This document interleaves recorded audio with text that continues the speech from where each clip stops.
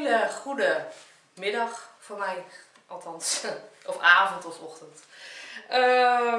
Ik ben Maya van de Medium Chat en vandaag ga ik het met jou hebben over de Lullemakkaart. Nou, ik zal eens even zeggen, ik werk zelf met deze set.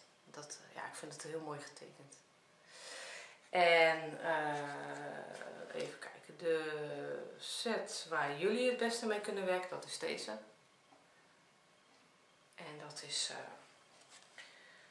de wolken dus. Nou, ik moet wel zeggen, ik vind het, wat ik wel wil zeggen eigenlijk, ik kan beter nu zeggen, dat het soms moeilijk is om te zien, bij deze vooral, denk ik, ze hebben het vaak over een licht en een donker gedeelte, maar ik zie vaak niet wat het licht en het donkere gedeelte is met deze. Deze zie ik het wel.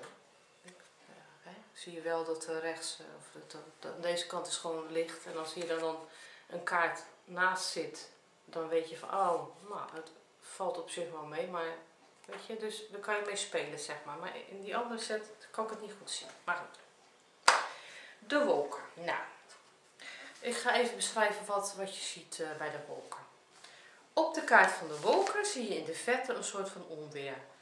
Op mijn andere kaartenset staan aan de linkerkant donkere wolken, maar je ziet ook aan de rechterkant dat de lucht opklaart. Kijk. Er zijn 2 rotsen te zien waar water vanaf stroomt. Eromheen is ook water te zien. In het medaillon zie je een klaverkoning. Klaverkoning, ja, met een kroontje op zijn hoofd. Hij draagt een maliënkolder met bovenop zijn hoofd een kroon. Er is een zwarte klaver te zien. Dat is een zwarte kaart. De wolken kan staan voor verschillende personen. Kom ik zo op terug. Korte beschrijving. Er kunnen zorgen zijn. Er kunnen tijdelijk problemen zijn. Obstakels. Even, maakt niet uit welke vraag je stelt. Als je deze kaart trekt, kan dat heel goed. De kaart, dat wil ik even zeggen, staat voor gematigd negatief. Nou, dat betekent wel dat hij het is even een soort kaart van even om je wakker te schudden. Het ligt natuurlijk ook wel aan welke kaarten ernaast liggen. Liggen er super positieve en positieve kaarten, ja. Maar het is vaak wel een kaart om je even wakker te schudden. Nou, is dat op zich niet erg, want dan kan je weer door met je leven. En, het is als je altijd maar in orde zou zijn, ja, wat doe je op aarde? Ja, weet je wel. Maar ja, goed, dat is even een dingetje. Maar het gaat er gewoon om dat je wel wat zorgen zou kunnen hebben. Dat zou zeker kunnen. En daardoor krijg je, misschien vind je het niet raar, of misschien vind je het ook niet raar, inzicht. Dat geeft deze kaart. Je wordt tegengewerkt en er is een onaangename situatie ontstaan. Kan, hè? Kan. Je denkt op het moment wel wat somber, ja, logisch. En kan wat neerslachtig zijn. Deze kaart kan zeker ook aangeven dat er na een hoop zorgen verbeteringen aan zitten te komen. Dat kan ook. Het is wel zo dat de toekomst staat niet vast, die heb jij in je hand. Die kan jij zelf bepalen. De kaart staat er ook voor dat je een hoop geleerd hebt. Dat kan ook.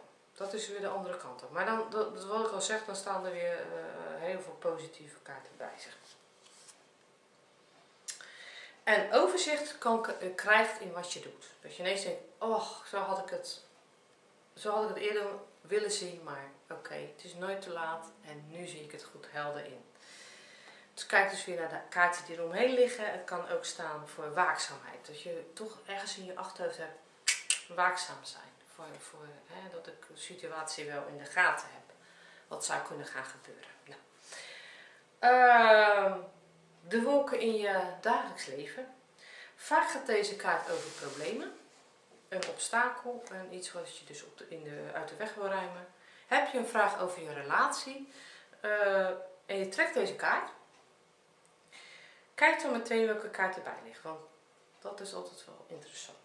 Want het kan heel goed aangeven of de relatie op het moment wat verdord is, zeg maar. Even als een plantje. Als je een plantje ook geen water geeft, gaat hij er slap bij hangen. Op een gegeven moment trekt hij het niet meer. En dan heeft hij weer liefde nodig. Door middel van water, door middel van jouw aandacht. Dat is waar het allemaal om draait. Dat kan je ook wel zien in de kaarten zelf. Nou, dus denkbeeldig water nodig heeft. Het kan ook zijn dat de kaart aangeeft dat er financiële groei komt. Oké. Er kan dus ook financiële groei komen. Maar er ligt er ook wel vaak een andere kaart naast hoor, dan een schip of een vissen. Als de vraag gaat over geld, hè? Want anders heeft het weer een andere betekenis. Oké, of zorgen wat betreft jouw onderwerp is. Nou, deze kaart ook alweer, zeggen ze, een slachtofferrol. Zelf trek ik hem niet ervoor. Ik trek de lijkkist, de doodskist. Maar goed, het kan. Het kan. Dat is deze kaart. Ja, de wolken. Tip. Wees niet zo somber. Met alles wat je nu weet, kun je een andere weg gaan kiezen die je in je leven wil gaan bewandelen. Jij hebt geleerd van de obstakels die je tegenkwam. En daardoor weet je hoe je verder kunt gaan. Door dit allemaal achter je te laten. Zoek door de chaos, dat bedoel ik dus eigenlijk, weer een eikpunt op, zodat jij weer houvast hebt in je leven. Persoonlijkheidskenmerken. Ik trek deze kaart wat voor persoon de vraag gaat over een ander. Wat voor persoon zou dit kunnen zijn? Dan is het, degene is wat somber, die ziet het leven door een zwarte bril in plaats van door een roze bril. Degene kan ook erg koppig zijn en zijn fouten niet willen inzien. Dat kan. Dat kan. Ook kan diegene opspringen als een bosvlooi. En hij is hartstikke boos worden vanuit 0 naar 100, zeg maar. Zonder dat hij zich kan doseren. Een beetje explosief karakter noemen we dat. Explosief karakter. Je kunt autoritair zijn. Diegene kan autoritair zijn. Het kan ook zijn dat diegene respect krijgt. Daar kan hij dus ook voor staan. Dat is dus weer dubbele aan de Lenormand-kaart. Een serieus persoon. Betrouwbaar en verantwoordelijk. Zeker voor als het een werkvraag is. Ja, nou, dat is mooi, weet je wel. Zo'n collega. Degene die wel heel veel durft. Persoonskaart. Van de mijne laten zien. Die jij kan kopen eventueel, als je wil. Om ermee aan de slag te gaan. Persoonskaart. Deze kaart die kan staan voor een donkere, ondernemende man. Zakenman. Wat dan ook. Hij kan sowieso staan voor leidinggevende hoor, deze kaart. Hij kan ook staan voor een man met een sterrenbeeld. Ram, leeuw of boogschutter. Ram, leeuw of boogschutter. Een man. Of er kan een arts mee bedoeld worden. Of hij kan staan voor een leidinggevende, wat kan zijn, op je werk. Hij kan staan voor zakenlui. Dat is deze kaart. Wat voor werk past bij je? Stel je voor, je weet het niet. Je denkt, ik heb geen idee. Nou. Wat kan? Nou, wat uitkomt is arts. Kan. Weerman of weervrouw. Leidinggevende dus. Zakenman. Zakenvrouw. Wil ik wel even bijzetten. Zeggen natuurlijk. Wetenschapper.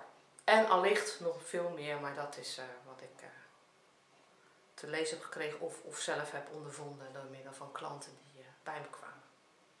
Nou, als je hier weer een set van kaarten van maakt met een ander, bijvoorbeeld deze, of in dit geval zelfs set deze.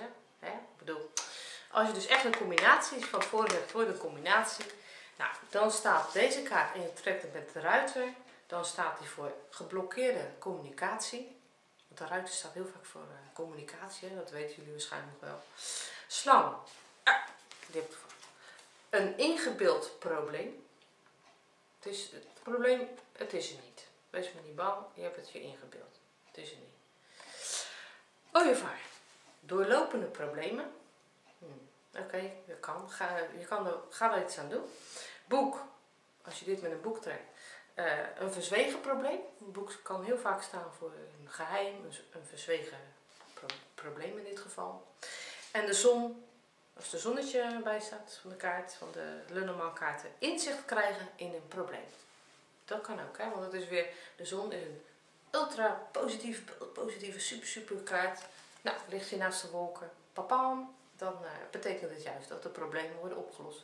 Dus zie de Lenormand ook niet als een schrikbeeld, als een kaart, een lijkkist of een wolk of de bergen. Help! Nee. Dus het zorgt er altijd voor dat jij inzicht kan krijgen. Dat is juist het mooie van de kaarten.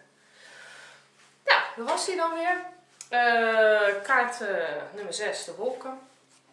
En de volgende keer, en ik heb ze toevallig nu al bij me, want ik had er al een tekst voor geschreven. De volgende keer ga ik het hebben met jullie over de slang. Kaart nummer 7, de slang. Nou, dank jullie wel weer voor dit, dat jullie hebben gekeken naar mijn filmpje.